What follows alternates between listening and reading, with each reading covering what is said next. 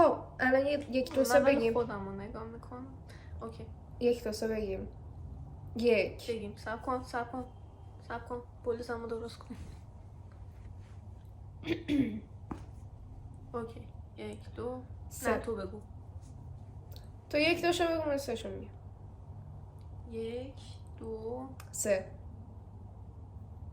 خب چرا ویرده آدم نداره. خندم گرفته. وای هستی کیمیا چطوری این کارو میکنه؟ همین شروع میذاریم. سلام بچه ها. من سانیا هم. خب بچه ها بذار من شروع کنم. آره تو شروع کن. خب بچه ها نمیدونم میدونید ما کیم یا نه. من لیام، سانیاه. بعد بعضی شاید حالا چنلامون رو جدا داشته باشن، اگه نداشته باشیدم آره من و سانیا الان نزدیک 4 سال میشه که با هم دوستیم. از سال 99 بقیه‌شو سانیا بگه. آره ما از سال 99 با هم تقریبا دوستیم. با هم دیگه توی اینستا آشنا شدیم، بعد یه بار با هم دیگه رفتیم بیرون، بعد از هم دیگه خوشمون اومد و بعد دیگه از اون موقع به بعد دیگه دوستیمون زیاد مجازی نبود، یه دوستی کاملا نزدیک رو در روی غیر مجازی بود. چجوری بگم؟ سوشال حضوری. از اون موقع به بعد با هم دیگه دوستیم. بعد لیا سال چه سالی؟ 1401 درست میگم؟ یا نه 1400 آخر 400 یه ماه قبل عید 400 آره مهاجرت کرد به کانادا ونکوور و من اینجا تنها شدم. منم اینجا تنها شدم. من تنها بدونه که آره. هیچ کس رو بشناسم پا شدم اومدم اینجا. میخوای یکم از خودت بگی اونجا بچه ها بدونن؟ الان میگم من چند ماه دیگه میشه 2 سال که اومدم. من 17 سالم بود قبل کنکورم، یعنی من کنکوری 1401 بودم. بعد هیچی خیلی داشتم درس میخوندم. بعد آخر یعنی وسط های ترم 1 کنکورم که بود، سال کنکور اپلای کردم، مهاجرت کردم، اومدم تنهای کانادا. بعد رفتم یه مدرسه شبانه روزی و یه مدت اونجا بودم که دبیرستانم رو تموم کنم و دیپلمی که تو ایران نگرفتم و اینجا بگیرم. و بعدش چی شد؟ بعدش هم دیگه بعد از یه مدتی مامانم اینا اومدن.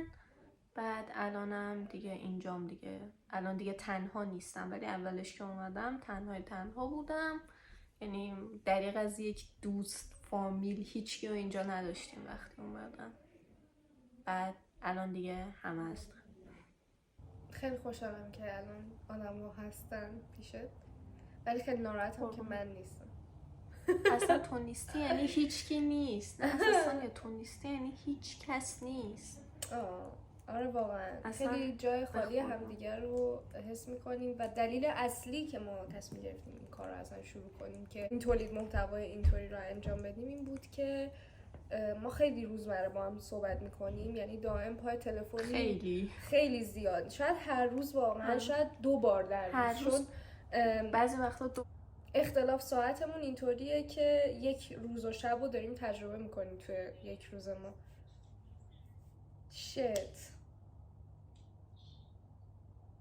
چیکار کنی منو؟ قطع کنم؟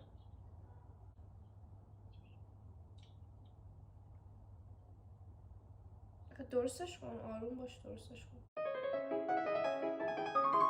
دلیل اینکه ما تصمیم گرفتیم که اینطوری تولید محتوا رو شروع کنیم این بود که خیلی کلا ما هم دیگه صحبت میکنیم در روز، چون اختلاف ساعتمون اینطوریه که وقتی که الان صبح ماست شب لیا ایناست و چند ساعت دیگه که شب ما میشه صبح لیا اینا میشه و کاملا این تایم رو داریم که بتونیم با هم دیگه 2 بار در روز صحبت کنیم، حتی بیشترم شاید یعنی طولانی تر هم هست صحبتامون. بعد چیز 2 بارم که صحبت میکنیم 2 بار راجع به روزهای مختلف صحبت میکنیم. یعنی در واقع 2 بار تو یه روز حرف میزنیم ولی داریم راجع به 2 تا روز مختلف صحبت میکنیم. دقیقاً. یعنی مثلا من صبح سانیا بهش زنگ میزنم و اتفاقات یه روز رو تعریف میکنم و سانیا هم اتفاقات همون روزش رو تعریف میکنه.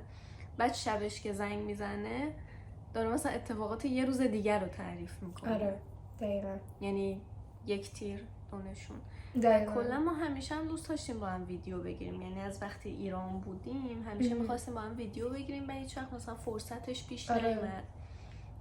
بعد از اینجا هم خیلی مثلا هیچ وقت بهش فکر نمی‌کردیم، خیلی ایده دور از ذهنی بود و به نظر ما خیلی مسخره می‌شدن مثلا بخوایم ریاکت به یه چیزی رو دوتایی بگیریم وقتی آره خیلی اصلا با هم نمیتونستیم فاصله انگار داریم. تصورش کنیم یه که همچین تصور اتفاقی خیلی دور از بیفته. ذهن بود و فکر کنم بزرگترین الهام بخشمون کیمیا مودت و هستی بودن که توی چنلشون آف تاپیک دارن این کار انجام میدن، یعنی کنار هم بودن تا اینکه کیمیا رفت سفر و توی اون سفراش همچنان این فعالیتشون رو ادامه دادن و خیلی جالب بود برای من و لیا که مثلا ما چرا به فکرمون نرسیده بود که این کار کنیم. پس کردیت میدیم به اول از همه و مهمتر از همه به کیمیا و دوستش و چنل آف تاپیک و بعد با خیال راحت و دلی خوش شروع میکنیم به صحبت کردن راجع به موضوعاتی که میخوایم. اول اصلا بگیم که داریم میخوایم. آره از اسم. اول اصلا بگیم از اولش من میخوام بگم. از اولش من بگم سانیا بیا ویدیو کالامون رو ویدیو آره شد تولید محتوا کنیم، ویدیو کنی. آره و من اینجوری من که آره اسمش هم بذارم ویدیو و سانیا اینجوری آره اوکی من اسمش اصلا برام مهم نیست. بعد از 2 روز که صحبتمون جدی‌تر شد اسمش دیگه برای سانیا مهم بود. آخه من نمیدونم آدم چند بار شانس پیدا میکنه که روی یک چیزی که داره مثلا خودش خلق میکنه اسم بذاره، میدونی؟ و خیلی مثلا برام اینطوری بود که خب مثلا داری تو اسم یه چیزی رو انتخاب میکنی و باید سهیم باشی توش، بس فکر کن ببین مثلا تو خودت چی دوست داری. سانیا به خودم میگفتم و لیا روی ویدیو کال بود که اسمش ویدیو کال باشه، همین چیزی که الان داریم میبینین که آخرش هم به همون نتیجه رسیدیم. بعد من فکر کردم که خب مثلا میتونه تماس تصویری خوب باشه. نه قبل از اینکه ایده تماس تصویری رو بگو چی گفت؟ آره من گفتم اسمش 100 من یک قاز باشه. خیلی بامزه است. خیلی بامزه است ولی طولانی. ما کلا مثل این زن و شوهرهایی شده بودیم چند روز که بچه میخواستن بیارن و نمیتونستن اسمش رو انتخاب کنن. دقیقاً آدم ها چطوری این کار میکنن نمیدونم. یا واقعا همینجوری آدمای مختلف فلانی تو بیا نظر بده من و سانیا میخوایم این کارو بکنیم اسمش چی باشه. میدونین چرا میگفتم 100 من یک قاز بذاریم؟ چون آدما مثلا موقعی که خیلی حرف میزنن و اینطوریان که دارن یه چیزی رو روایت میکنن و همینطوری رمبل، یه کلمه خیلی در واقع واژه خیلی ترجمه درستی برای رمبلینگ و رمبل تو انگلیسی. 100 من یک قاز حرف زدن. آره من میگم فارسی هم داره ولی خب not appropriate. و کلا منم 100 من یک قاز رو خیلی دوست داشتم، یعنی به نظر من خیلی به موضوعی که میخوایم بهش بپردازیم میخورد. ولی طولانی بود خیلی طولانی بود. بعد انگلیسی باید نوشته میشد. آره چون اسم چنل رو نمیشه فارسی نوشت، برای اینکه لینک بخواد بسازه یوتیوب نمیشه که مثلا کلمه فارسی توش باشه، باید فینگلیش در واقع تایپ میشد. آره حتی ویدیو کال های 100 من یک قازم فکر کردیم بعد اینجوری بودیم که اون که دیگه خیلی طولانی تر میشه. اون وسطا چند تا اسم دیگه هم اومد، مثلا جت لگ، تماس تصویری، وراجی هم اومد. یه دارم وراجی اومد.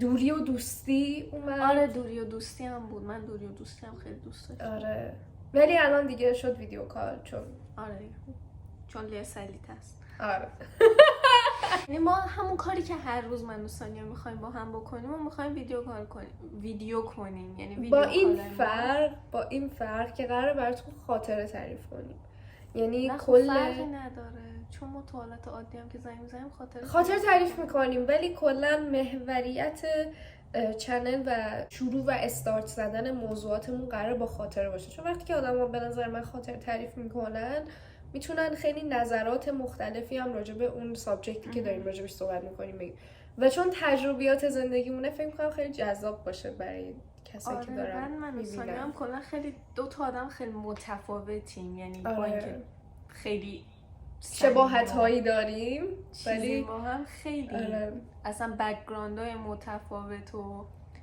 خیلی فرق میکنیم. یعنی فکر میکنم مشخص باشه که خیلی با هم فرق داریم.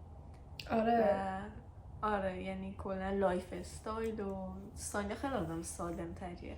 نه من خیلی مکمل همین و کلا تجربه خیلی متفاوت و زندگی‌های متفاوتی هم داشتیم.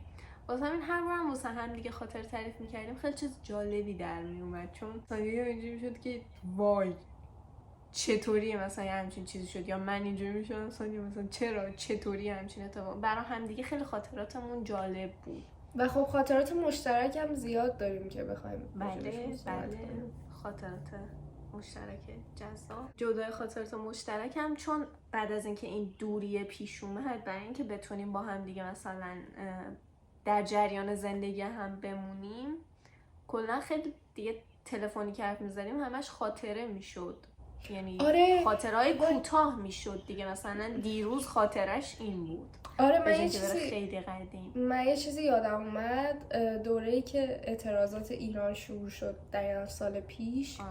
اینترنت ها قطع شده بود. من فکر کنم مثلا برای مدت 1 ماه اصلا اینترنت درست حسابی نداشتم. چند روز که از همون هفته اول کامل قطع بود و برای اینکه بتونم از خودم به لیا خبر بدم، به هر حال کسی بود که خب مثلا آدم نزدیک زندگی من بود که نمیتونستم بهش دسترسی داشته باشم، من نامه می نوشتم، بعد قشنگ مثل یک نامه، استانداردهای نامه. آره.